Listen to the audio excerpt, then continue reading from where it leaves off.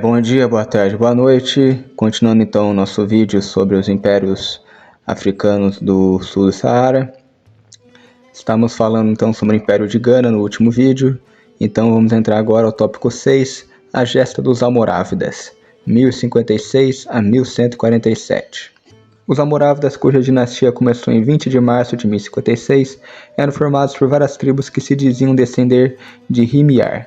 As mais célebres são as de Lantuna ou Lentuna, do qual o príncipe dos crentes Ali ibn Tashufin fez parte, e os Shadala. Saídas do Iêmen nos templos de Abu Bakr Siddiq, que as enviou para a Síria, elas passaram depois para o Egito e depois transferiram para o Maghreb com Musa ibn Nusayr. Seguiram depois para Tariq até o Tanger, mas seu gosto pelo isolamento as empurraram para o interior e ali habitaram até a época que vamos tratar. Camil fi e Tarif, de Ibn al-Athir, em Sanches Albornoz, 1986, tomo 2, página 108.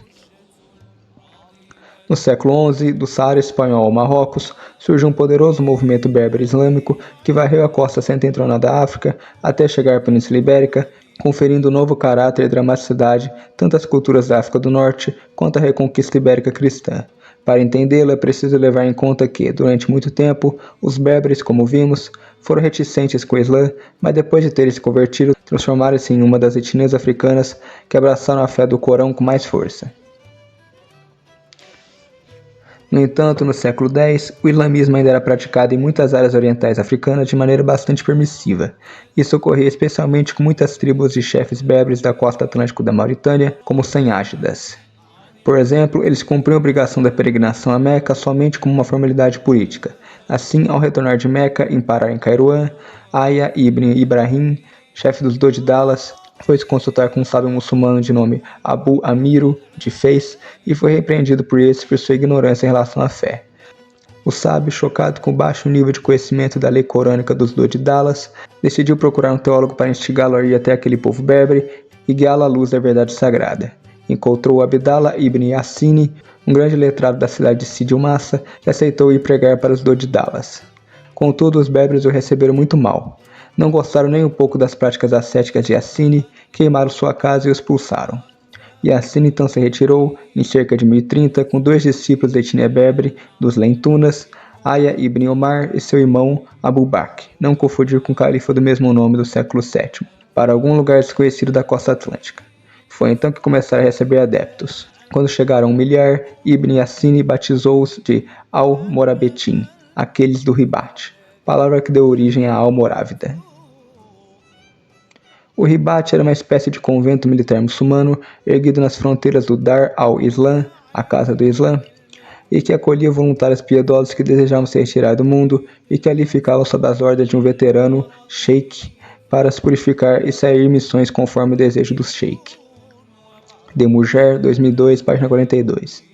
Demurger define o Ribat em uma obra dedicada às ordens militares cristãs, porque muitos historiadores consideram o Ribat o antecessor islâmico das ordens militares religiosas, e o autor discute essa tese, do qual discorda. A ideia de posto de vigília e mosteiro fortificado foi mais tarde valorizada pelo sufismo. Os sufis levavam um modo de vida que buscava a união com Deus por meio do amor, do conhecimento baseado na experiência e ascese, que levaria a uma união estática com o Criador. Essa invocação tinha o objetivo de desviar a alma das distrações mundanas para libertá-la até o voo da união com Deus. Uma das formas do dhikr era um ritual coletivo chamado Hadra. Os participantes repetiam constantemente o nome de Allah, cada vez mais rapidamente, até chegar a um transe e perda da consciência do mundo sensível. É basicamente a RCC do Islã, né? A missão dos Almorávidas era impor a verdadeira fé pela força aos não-crentes. A partir de 1042, eles lançaram uma furiosa jihad a partir das regiões do Adrar e do Tanjante, ambas hoje no coração do Saara espanhol, contra os Dodidalas e os Lentunas, tendo Yassini como chefe espiritual e Aya como general. Negros do Tekrur logo se juntaram a eles, desejosos de se opor ao Império de Gana.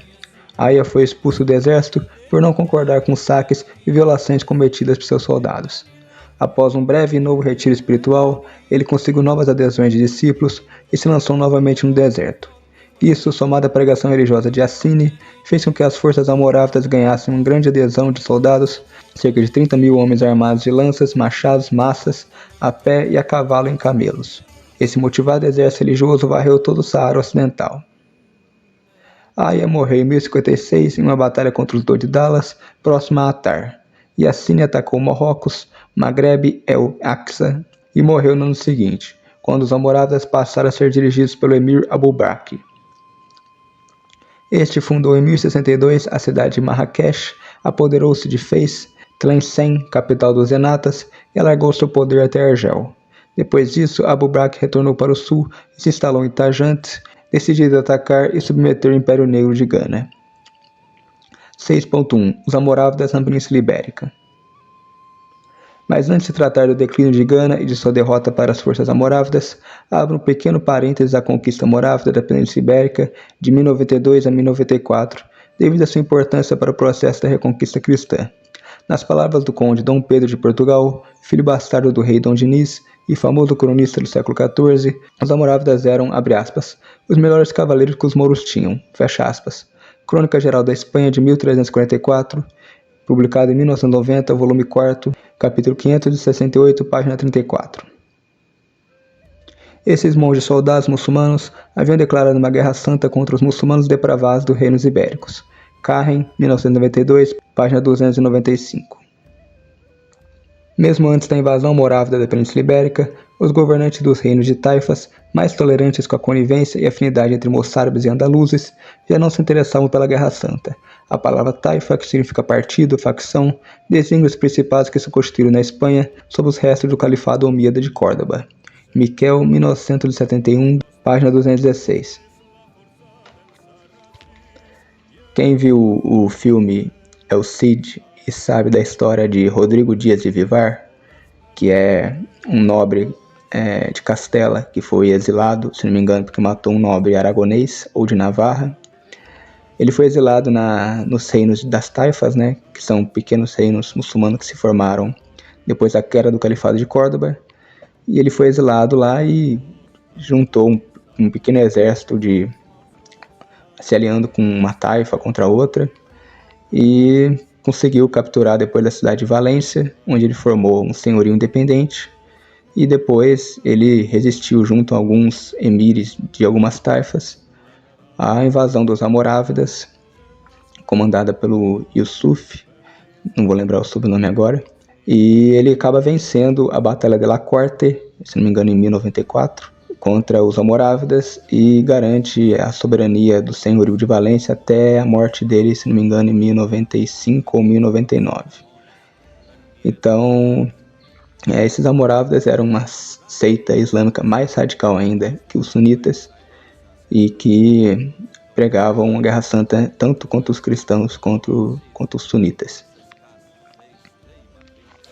Outro bom exemplo da nova mentalidade dicotômica desses invasores berberes é a obra Ódio aos Cristãos e Judeus, do pensador cordovês Ibn Abdun, do século XII.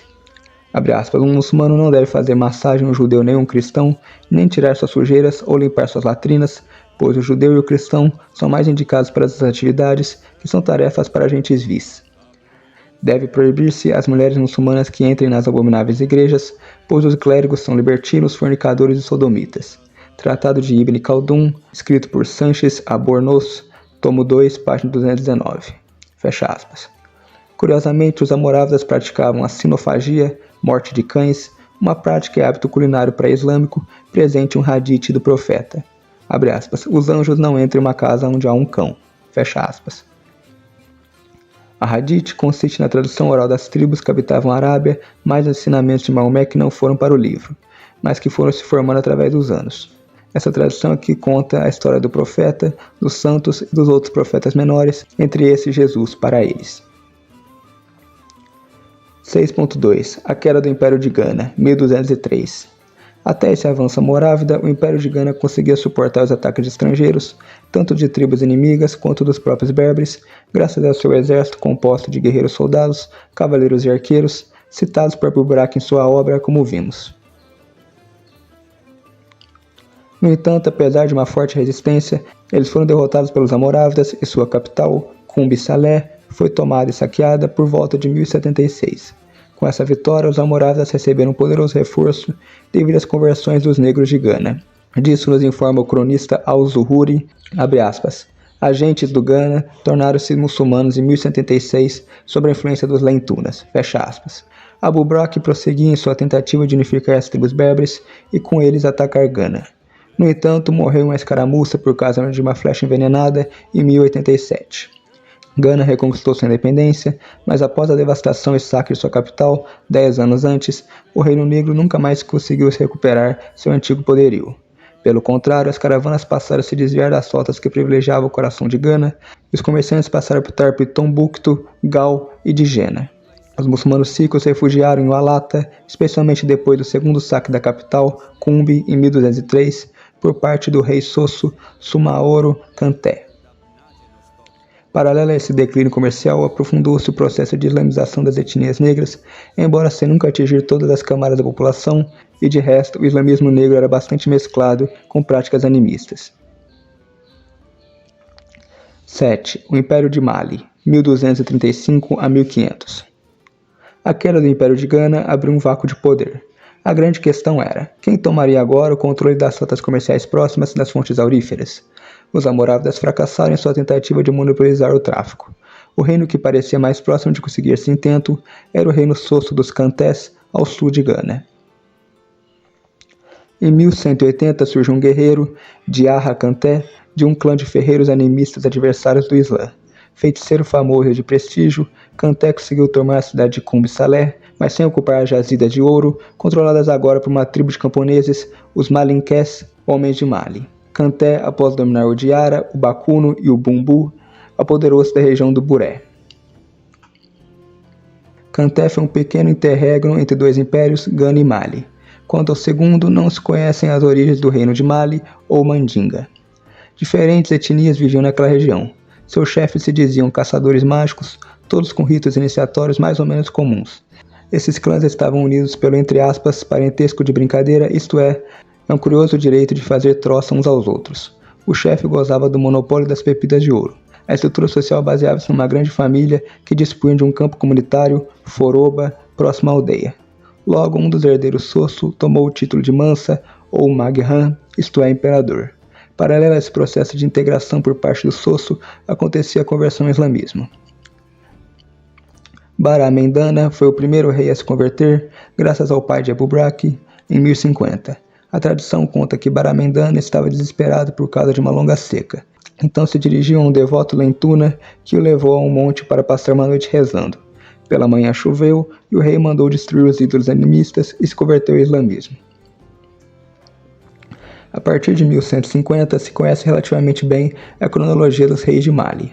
Amana Digigi Bilali, 1175 a 1200, Musa Keita, Narefa Magan, de 1218 a 1230, e principalmente Sundijata, ou Mare de Jata, o Leão de Mali.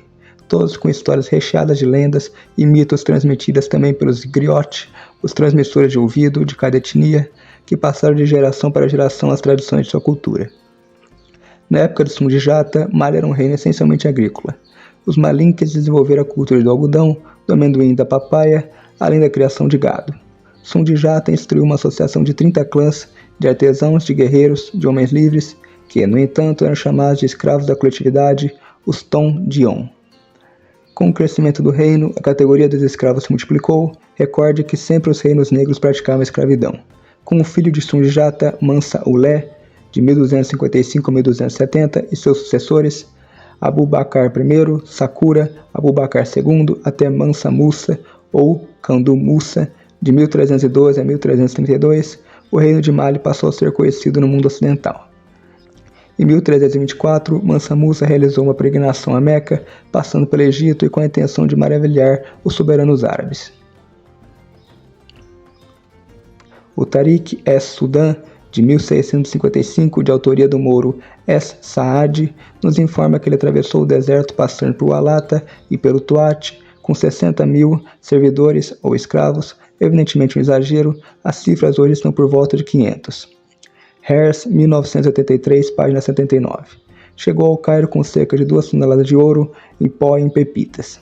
Sua peregrinação fez o Império de Mali ser conhecido por todo o mundo e os mapas europeus passaram a citá-lo. Por exemplo, tanto o de Ângelo do Serte Portolano, de 1339, quanto o Atlas Catalão de Abraão Cresques, de 1375, elaborado para o rei da França Carlos V, de 1338 a 1380, o sábio, traz nitidamente o nome da capital, Ciutat del Meli, além do rei de Mali, Mansa Musa, sentado em seu trono e segurando uma pepita de ouro.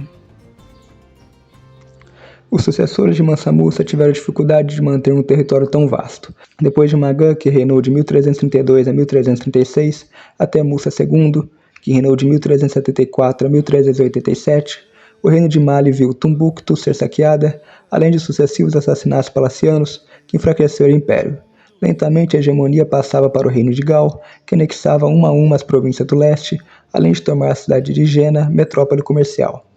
No final do século XV, o Tekur passou para os domínios do estado Wolofo. Houve um curto período confuso entre a hegemonia do Mali e do Gal.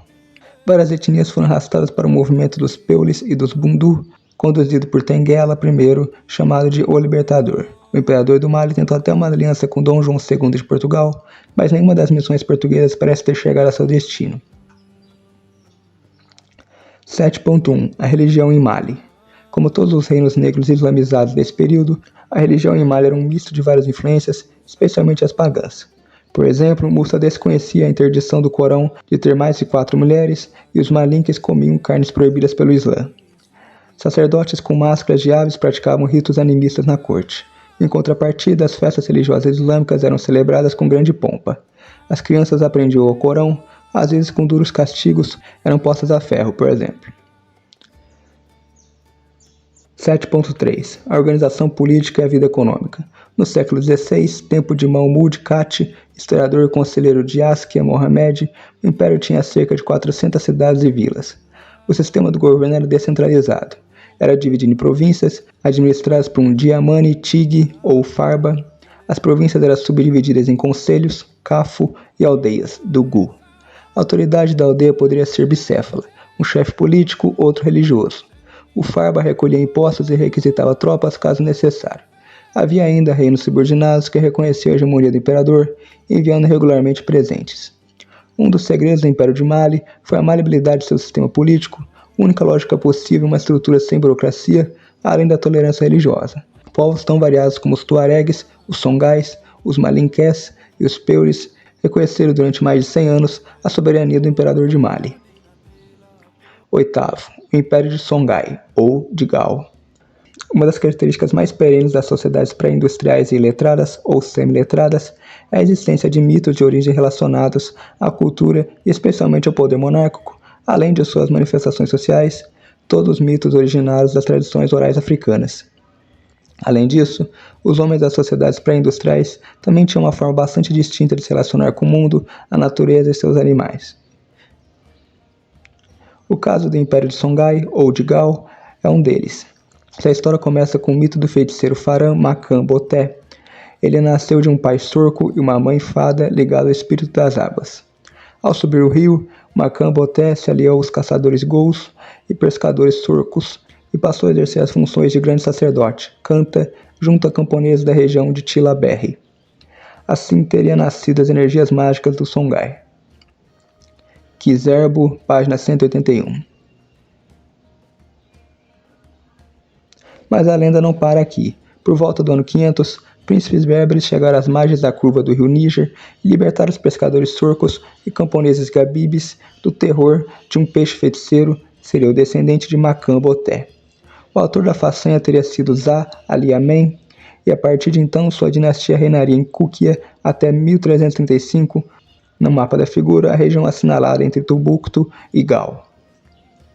Por volta de 1009, Dia Kosoi, 15º rei da dinastia fundada por Za Ali Amen, fixou sua capital em Gal. Ele foi o primeiro rei a se converter ao islamismo. Já no século XI, Gal rivalizava com a cidade de Kumbi, capital de Mali. Esse surto de desenvolvimento despertou a cobiça dos malinques.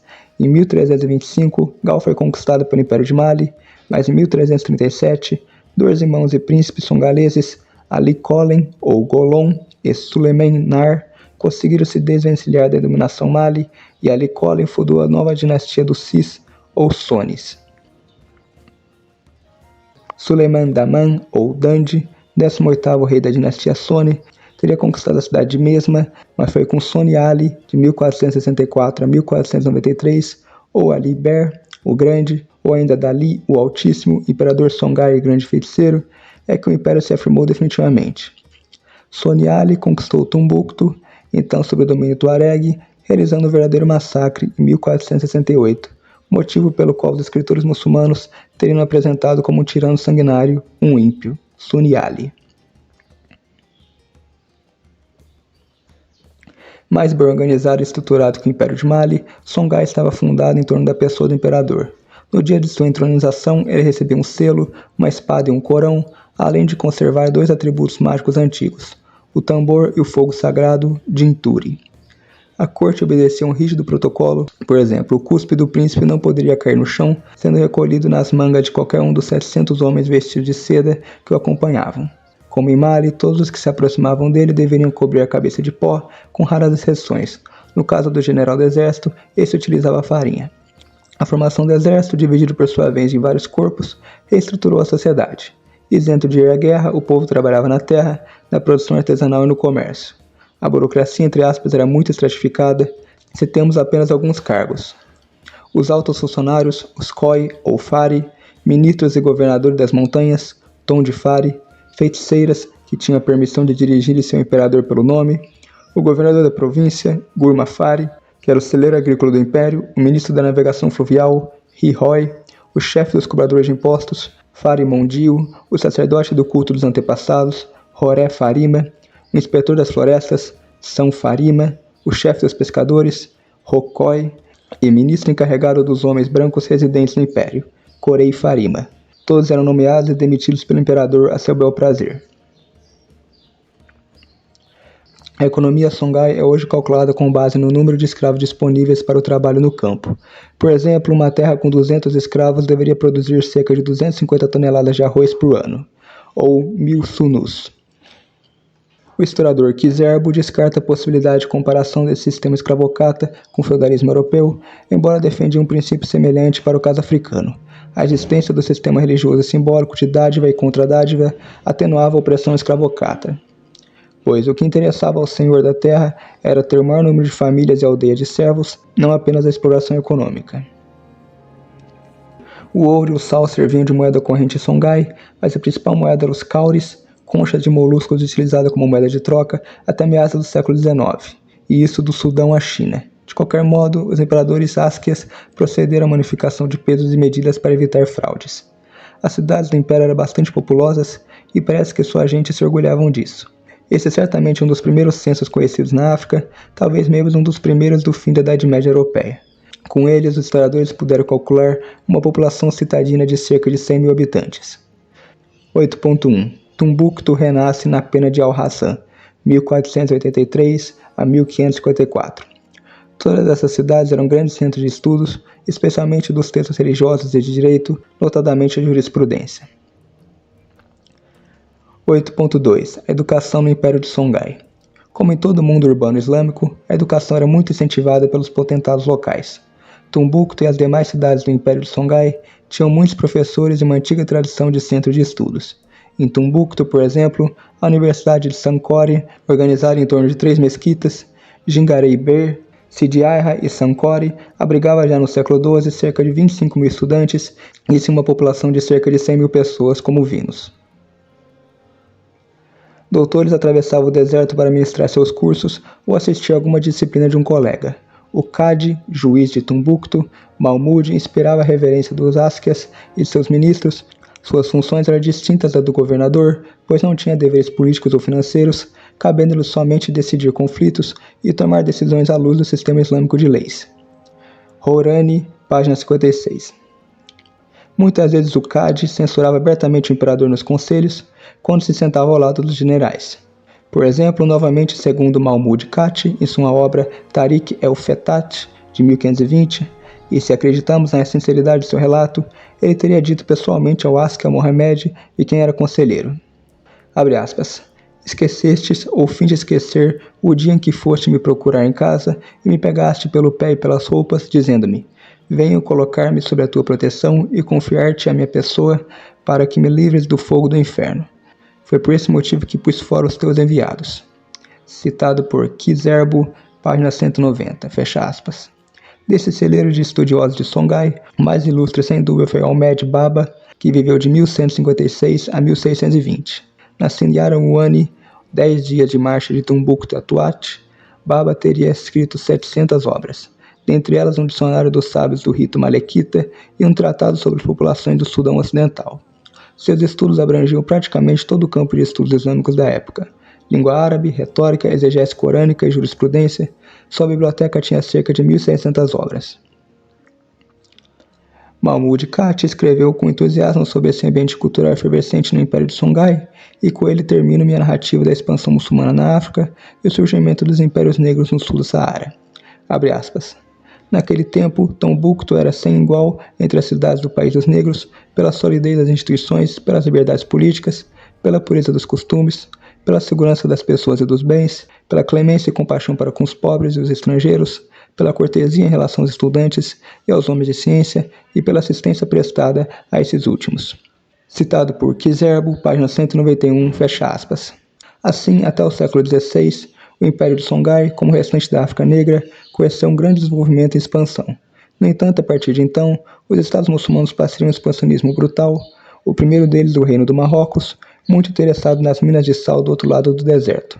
Somado a isso, a Europa passou a conhecer a África e utilizá-la para seus fins igualmente expansionistas.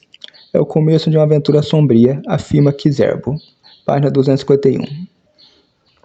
Bom, então é isso. Terminamos então o nosso artigo. Obrigado a todos que assistiram. Até mais.